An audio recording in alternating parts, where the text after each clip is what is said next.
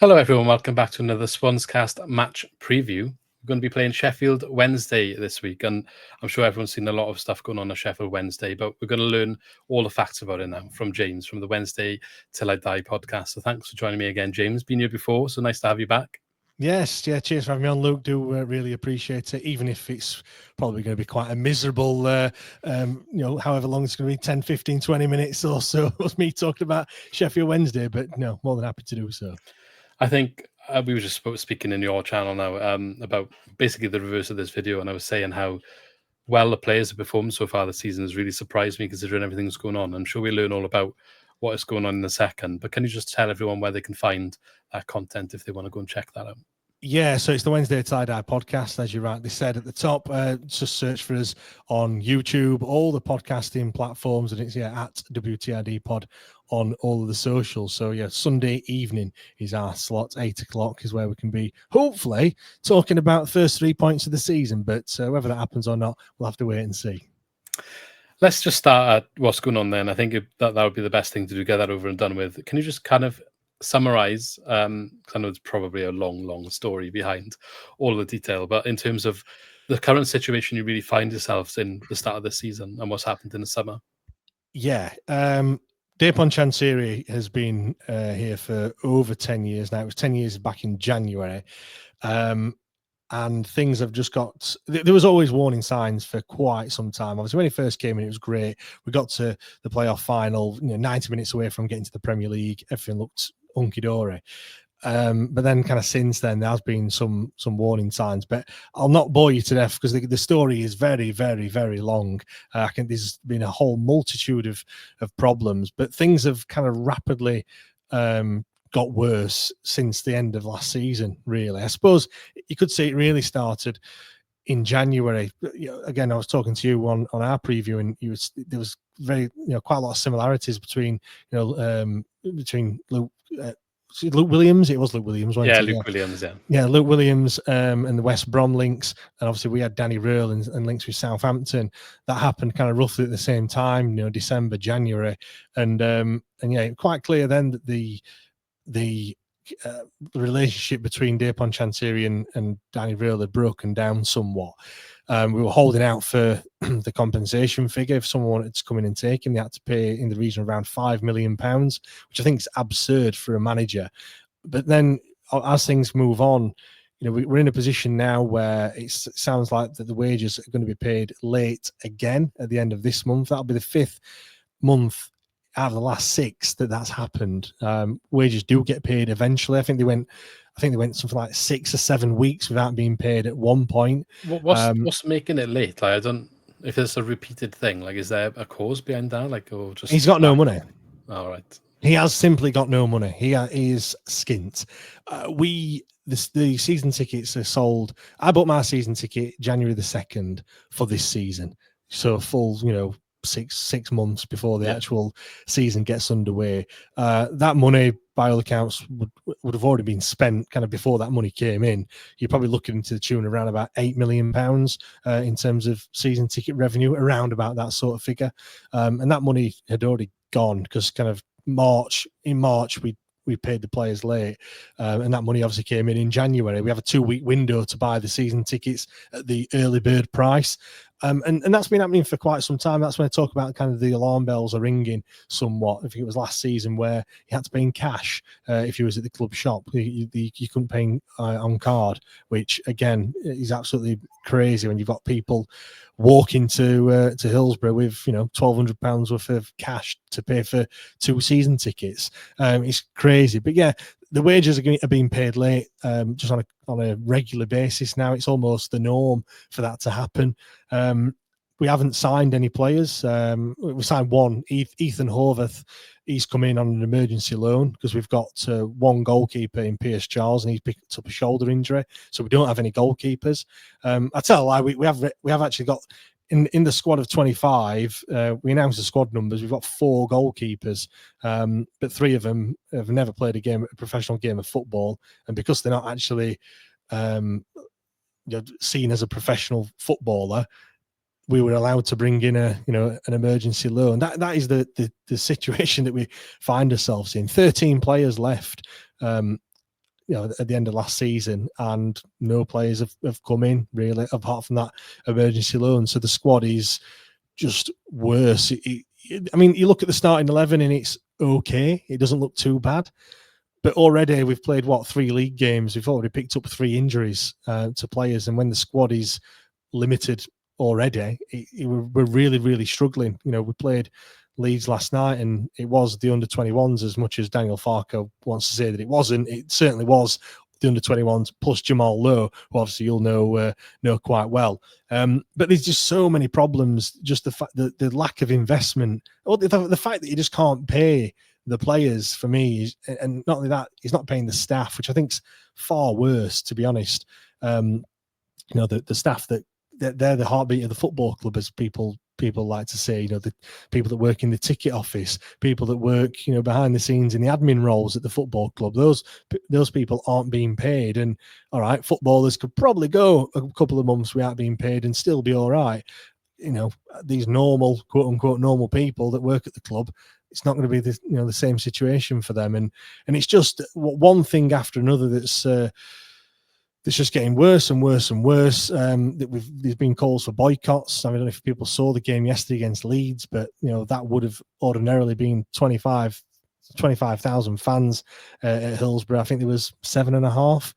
There were calls for people to stay away from that one, and that was by and large adhered to, I suppose. And there's just the strap line is enough, and I think like I said, I could talk for hours and hours on all the problems that we have, but it's simply put, he doesn't have the money to run the football club. We'd never find out where his money actually comes from. Where there's talks of his family are to do with Thai Union Foods, which is John West tuna, to put it in simple terms, but yet they've come out and kind of denied that they're anything to do with Sheffield Wednesday, and he's never come out and said where his money comes from. So yeah, we're in a real bad situation. Obviously the EFL don't really do a great deal, and yeah, we're just kind of rumbling on month to month, and at the moment we're just trying to starve him of all the money. We're saying not a pound inside the ground, so we're urging people not to buy any food or drink, or I've not seen hardly any people wearing the new shirt that's come out. It's all right, it's a bit Marmite. People don't really like it, but normally you see loads of people wearing the new shirt. I always go out and buy it on the day it comes out, but I see nobody wearing it at the moment. And yeah, it's just a real bad time, and it doesn't seem to be getting any better anytime soon. He is just digging his heels in at the moment. So is that how does it finish? Just him selling the club? Surely it can't go on forever where people are not getting paid. Did the league step in at all when that happens? You're breaking all sorts of rules and laws with that. Yeah, so we've already got a transfer fee ban, which is what you get if you have 30 days of default. Yeah, but when you've got no money, what good is that? Well, that's the thing. The rules are wrong. Obviously, those rules are in there obviously, it's a loophole that if you have got the money and you just choose not to pay the players. I suppose if you have a verbal agreement, you could pay them all 3 months' wages 3 months down the line, and you keep the cash in your pocket. And there's all those kind of loopholes that the clubs can use. It's to stop them. The problem is when a club doesn't have any money, they still get hit by the same sanctions and stuff, which, like you said, doesn't really do a great deal. They haven't got any money, can't spend any money anyway. But you get, there's a 12-month period, and you can have 30 days of missed payments. We did that last season. That reset, I think, in July. We did it again just in July. We did 30 days again, so that's been extended to 4 transfer windows. Obviously, we're in one of them right now, so it takes us up to, I think it's the summer of 2027 until we can actually pay a fee for a player, which includes loans as well. So obviously that's what when you're talking about the EFL can do. That is their sanctions. I think there's points deductions, but they're probably going to come as well. They have the independent committee that have to. Another one though. Sit down. No money, make you poorer, relegate you potentially is what you're doing. Yeah, exactly. And you know what? Going back to kind of the Chansiri thing, I feel it looks very much like Chansiri's trying to get us back to League One where he can sustain it. I really don't know what his motive is. There's lots of conspiracy theories, which I'll probably not speak about on here, as to why he's still wanting to run the football club. But yeah, it is the why question is something that keeps getting asked. And as to yet, nobody can kind of really answer why Dupont Chansiri is continuing to run Sheffield Wednesday. Yeah, it's look. I think it goes without saying. We hope that everything can get sorted out soon. I guess it's difficult when you don't know where the light at the end of the tunnel is, but yeah, hopefully there's a solution sooner rather than later. And all the clubs in the league, I guess, do whatever they can to help. I know Wrexham did a good gesture last week, which was nice to see. But yeah, I sorry I can't offer more, but it's really hard to watch. Obviously, there's a lot of clubs like that these days, isn't there? Like more. Snoop Dogg got a couple of million knocking around that he can. I mean, as you know, yeah. When he visits for the game, we'll ask him. Yeah, it'd be appreciated. Yeah, I think yeah. As far as I'm aware, he hasn't been here yet, and I think the first time we're going to see him is probably when we play Wrexham for obvious reasons. So yeah, we'll have to wait and see. Okay, let's actually talk about more of the positives on the pitch then, because I think as much as you're only sitting there on 1 point, I do think probably positives from what the preseason expectations might have been. So how has the season started so far in regards to your performances on the pitch and how the players have actually got on, considering how limited the squad is as well? Yeah, we didn't have a pre-season, pretty much. We didn't know who the manager was going to be. It was Danny Röhl, but then he wasn't there. He didn't come back for the start. So then we had Henrik Pedersen, but then he didn't have a contract. So then we had the under-21 coaches take pre-season, which by all accounts didn't go down too well. Then Henrik Pedersen came in as the assistant manager, but then we're like, well, wait a minute, where is the actual gaffer? Then Danny Röhl comes in, then he leaves, and all this is happening kind of as pre-season's just taking place. We've got players leaving left, right, and centre, mutually terminating contracts. Michael Smith, who scored against you at your place last season, he left. He went to Preston. Josh Windass, he's gone to Wrexham as well. So the pre-season was terrible, and it was pretty much this season was going to be a total write-off. 24th, plumb last. I think the bookies had us as like odds-on favourites to get relegated. We have zero expectation this season, and I still think, even though the season started well better than expected, it's still not great. So I feel our problem is going to be strength in depth. Like I'll come on to in a second, but early on in the season, you can put that 110% effort in. You can't really do that and sustain that for the full duration of the season, really. So that's where we're going to come unstuck. But we played Leicester. We lost them 2-1. That was on the opening day of the season. We got as arse handed to us against Stoke, which wasn't great. Just lapses in concentration. And then we got a point against Wrexham when we were behind. But going back to that Leicester game, really unlucky. We started really well. We got a goal in the opening 15-20 minutes. Nathaniel Shalabar, who then went off injured, which is going to be, again, it's a bit of a theme this season already, to be honest, which is going to really hurt us. And we just held on, and again, it was that gritty determination that you'd kind of need. The red card to Barry Bannon didn't help proceedings. Got 2 yellow cards. And then, we just didn't quite have enough and ended up coming away empty-handed. I think a point would have probably been quite fair given the way that the game went. But there was a lot of positives to take. Then it's the first home game of the season against Stoke. We concede. There was a protest, kind of a whistle protest. There were a large number of fans blowing whistles to, at the first 5 minutes. Stoke just scored inside the first minute, which made it a little bit of a farce with the whistles and things. And then they scored straight after half time as well. They ended up winning 3-0 in the end and fairly convincingly. And then Wrexham 2-0 down at half time. I thought, this season is going to be a long, long season. But Henrik Pedersen changed things at half time, and you mentioned earlier, we should have won that game. Last kick of the game, Charlie McNeil, all he's got to do is put it either side of the keeper and he probably scores. He hits it straight at him. But coming away with a point, an unlikely point, like I said, at half time when you're 2 goals down. But it just shows that character, really. I think that they're obviously fully invested in this situation. They know what it's going to be difficult. They know they're not going to win many games, and that point probably felt like felt like a victory really. And then last night it was a fully changed side. It was only Jamal Lowe that had kind of had any league minutes out of that side, and we managed to hold the Leeds off for 80 minutes until they scored to level it up at 1-1. Jamal Lowe did it's gone down as an own goal, but we'll give it to Jamal. It's fine. And then beating them on penalties. So off the pitch, it's all going wrong. On the pitch, there is just that togetherness, and I think it's brought fans and players together as well. There was a boycott, as I mentioned, so there wasn't many fans there. But Jamal Lowe in his pre-match kind of said, we know fans want to be here, but we understand why they're not. So it's like there is a togetherness between fans and players, which I haven't really seen before. There is, there's always some players, but I feel like they get it, and we also get it as well with the whole situation.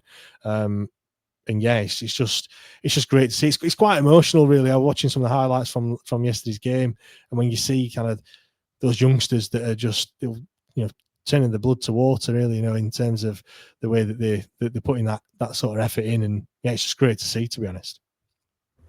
I think it's a fantastic result considering the team you had out, to be honest, and I think not many people would have been expecting that. So fair play to them. I think they all deserve a pat on the back and doing all the fans proud, especially given the situation as well. Going back to this match on the weekend then, who would you actually pick out as a player to watch for that match? I mean, we haven't brought anyone in really that's of any real note, so there's no real new signings that we need to pick out. I think someone who has really impressed this season is Svante Ingolson. He was a bit of he blew hot and cold last year. It was a player that came in, we thought, we would see some good things from him, and the opening day of last season was fantastic, and then it just didn't quite live up to the expectations. But this season, there's a lot of running that's going to be needed, and a lot of people that need to put 110% effort in, and he's done that in the first 3 games. He's looked fantastic. He plays in midfield. He's been playing kind of alongside Barry Bannon, or sometimes he's been pushed a little bit further forward in that number 10 role. And he's just, he'll close everything down. He'll, not afraid to put a tackle in. He'll try and create something, in terms of, doesn't have many shots, but in terms of crossing opportunities, he'll always try and get the ball into the box. And he's just one of those players that, when the chips are down, you need someone like him that's just going to, fight for every cause. And obviously fans react quite well to those sorts of players. So he's certainly one of them. In terms of another player, Bailey Cadamartri, scored against Wrexham. He was on loan last season at Lincoln, didn't quite work out, but obviously now he's got a perfect chance to shine. All his goals that he scored for us, because he broke into the squad 2 seasons ago. He was 18 years old then. He's obviously a bit more mature now, but all his goals are like one-time efforts. The ball comes to him and it's based on instinct. It's almost like he doesn't think. The ball comes to him, and then his first action is to have a shot on goal and kind of perhaps catch people off guard a little bit. So he'll probably be starting up front, and he'll be looking to get a first home league goal this season, and perhaps add to his tally.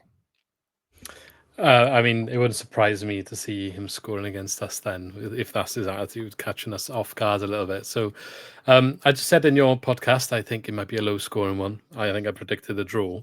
But what do you think the result would be for this one? Do you know what? I would take it. I know we need a win. We haven't got a win all season, but this season is going to be very difficult. And I think, for us, to be fair, it's just having no injuries. If we can get through the games with all 11 players or all players in the squad coming through without picking up an injury, that would be great, because I can't see us bringing many players in this transfer window. Just to add, by the way, we can't actually bring any free transfers in at the moment. The EFL, until we can satisfy paying the wages, the EFL will have blocked any new signings for any players, which is obviously another obstacle that we're met with, making it very difficult. So the squad that we've got is the squad that's the squad that we're going to have. I know you can sign free transfers, as the season goes on, but that's going to be a real factor going on. But look, this season is going to be difficult. I think if we could come away with a draw, that would be fantastic. I mean, if we could nick a win, great. do you know what, Luke? It could be any one of the three outcomes. I have literally no idea what is going to happen. Do you know what I mean? Like normally, because my head is saying that we'll probably get beat. I just don't think we've got enough to keep going game after game. Having said that, we are still early on in the season, so you'd like to think that the players would be fresh, but they haven't really had a pre-season either. We had no pre-season fixtures. I think we had 2 that were behind closed doors, which a few played in. But other than, we haven't had like any competitive fixtures, so we've been thrown in at the deep end somewhat. So yeah, anything could happen. I'm going to say a draw. I'll say a 1-1 draw if I had to stick my neck on the line, but it wouldn't surprise me if you was to beat us. But then again, who knows what's going to happen? I have absolutely no idea. Yeah, a 1-0, a 0-0, 1-0, anything like that, I think is on the cards here. I'd actually be surprised if any team gets 2, but what should be like 3-3 now? It'd be a crazy game. Well, thank you very much, James. If you can just remind everyone where they can find your content and your channel, please. Yeah, so it's the Wednesday Till I Die podcast. Search for us on YouTube and all of the major podcasting platforms. Thank you very much, and I'm sure I'll speak to you again towards the end of the season, where I hope there's a little bit more positive news to discuss. But until then, I hope everything goes well. Keep working together as fans, and hopefully you get what you need to get done by the end of the season at least. Cheers, so thank you again. Yeah, no problem. Cheers.